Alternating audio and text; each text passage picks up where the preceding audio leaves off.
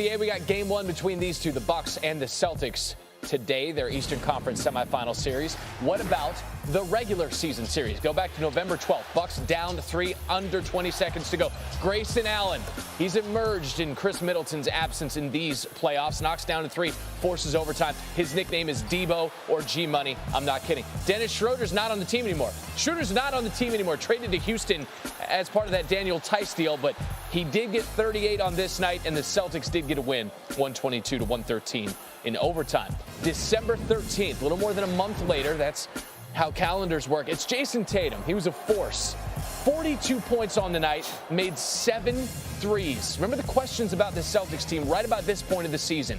December into early January. Tatum was not one of those questions. Celtics would win this one, 117-103, as Tatum, one of the 7 made threes, helping to put this thing to bed.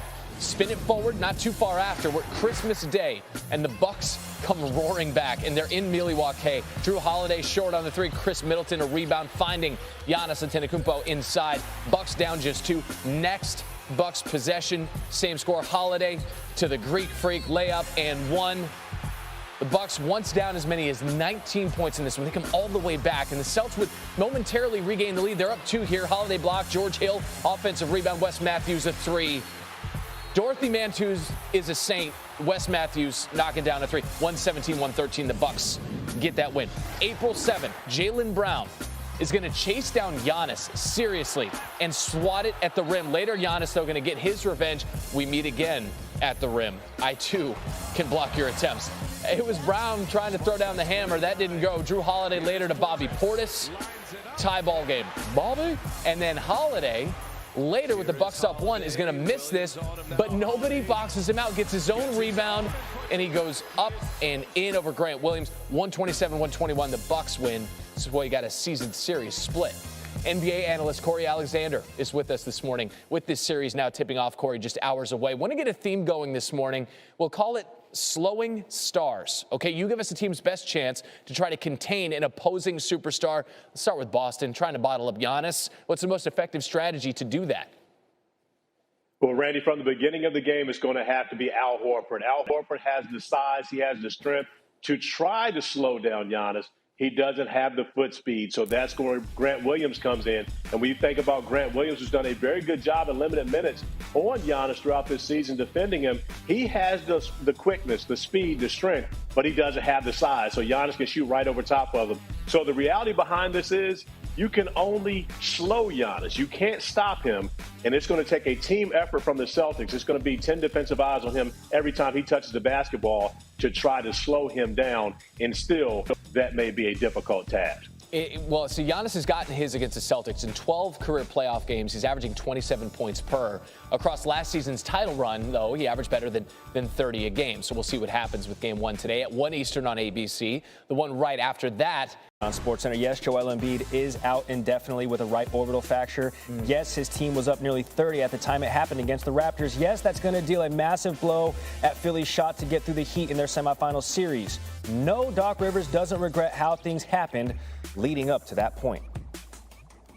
After Joel made the shot and did the airplane, if you watched the game, I turned and said, I'm calling a timeout on the next possession. So, not upset that he was in. You can make that a big deal if you want, but just go and look at every team and every game and their guys are in until about the 3-minute mark. The good news, I guess, is he's had it before. The bad news is just no timeline for when he's coming back. So is there hope that he can return in this series? Yeah, I don't know. I mean, there's hope, obviously, but I don't know right now. I just think we have to let him get through the process and see where he's at. So here's the thing, points were made. Still shouldn't have been in. Doc mentioned this is an injury Embiid has dealt with before back in the 2018 playoffs. It's part of a lengthy history of injuries for the 76ers big man over his postseason career. The lone season he was healthy for a playoff run was back in 2020 when Philly was swept in the first round by the Celtics. Led the league in scoring, led the league in usage, led the league in 40-10 games. But here's something I want to point out to you, Nicole. You know what's not up there right now in that highlight? The scoring time of the game. Philadelphia was up 29 points with less than 4 minutes to go. I remember watching the game thinking, why is he still in the game? Why is he in the game? That's number one. But here's number two. You got to finish series when you can. The Toronto Raptors were so banged up and injured at the beginning of this series, Philadelphia had a chance to close it out in Game 5. You know what they did? They went home and lost by 25. So now you got to go back to Toronto and play another closeout game, and your MVP candidate gets injured late in the game. And now you have to go to Miami to play the next series without him. Game 1 there, by the way, is Monday. Like I said, it's also in Miami.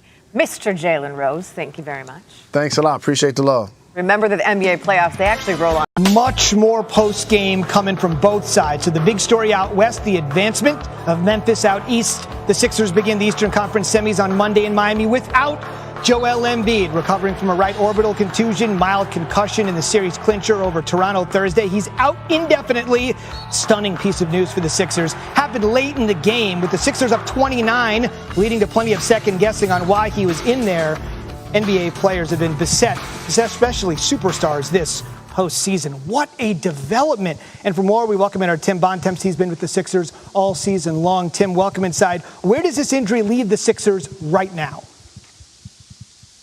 Well, Zubin, we just heard from Ja Morant and Desmond Bane celebrating their Game 6 win on the road to advance to the second round, and that's where the Philadelphia 76ers were 24 hours ago. Remember, all week long leading up to Thursday night's game, there was all this pressure on Philadelphia to get out of this first round, to avoid falling into a 3-3 tie going into a Game 7 tomorrow, potentially being the first team to ever lose a 3-0 lead in a series. Instead, Joel Embiid comes out and has 33 and 10. The Sixers win by 30. Everybody after the game is feeling great. Tobias Harris and James Harden are joking with each other. Danny Green comes in and talks about how he's not actually that old yet and he still can play in this league. And everybody was feeling great about going into the second round and facing the Miami Heat starting on Monday in what is going to be a pretty fascinating Eastern Conference semifinal. And now, obviously, 24 hours later, the loss of Joel Embiid, the centerpiece, the foundation of everything the Sixers team is doing, it's obviously a massive blow to their chances of trying to get past the second round for the first time in more than 20 years. It's incredible. They're looking for their first finals appearance in more than 20 years, too. The buzzword of the moment, Tim, of course, is, quote, indefinitely. It's a pretty vague and nebulous term for a reason. But realistically, when could we expect to return for Embiid?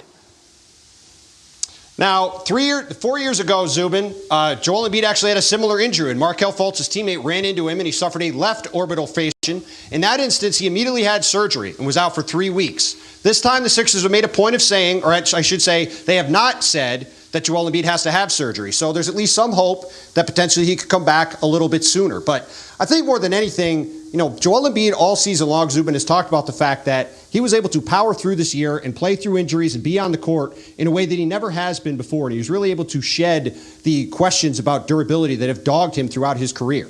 And to get into this series and have the torn thumb ligament in Game 3 that impacted his play up until Game 6, and then to have this facial fracture now, it's obviously just a stunning turn of events for him. And while certainly the Sixers hope he can get back soon, certainly this is going to impact him at least into the middle of this series, and going against the Heat team with Defensive Player of the Year candidate in Bam Adebayo, with Jimmy Butler, with Kyle Lowry, with PJ Tucker. This is going to be an even bigger challenge than taking on the Raptors. So certainly, if they can get it back anytime soon, it would certainly help the Sixers' chances quite a bit if they can get Joel Embiid back on the court. Always remember, NBA MVP finalist and the NBA scoring champion. That's a ton to replace, and that's our Tim Bontemps with the Eastern Conference semis starting shorthanded Monday night in Miami. A little bit more now on exactly what Embiid brings to the table. And we kind of know this already, but he's just been terrific all the way across the board. His usage rate, highest in the league this season. That's the advanced metric a lot of the experts take a look at. And Nicole, I don't want to be a Debbie Downer here, but if you thought that was a bad Philly sports story, let's double your pleasure. I was going to say, as if there wasn't enough happening in the world of sports this evening, how about this from the... And how about Zion Williamson speaking to the media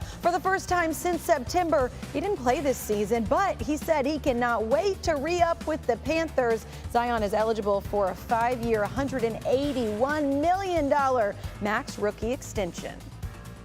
It's been a rough year. Had its rough patches, but I'm in a great space now. It sucks watching from the sideline because I just want to be out there, but just seeing the potential. we got a lot of great pieces, and I'm excited to get on the court with those guys. You're eligible for extension this summer. If they offered you an extension, would you be willing to accept it? Of course. Of course.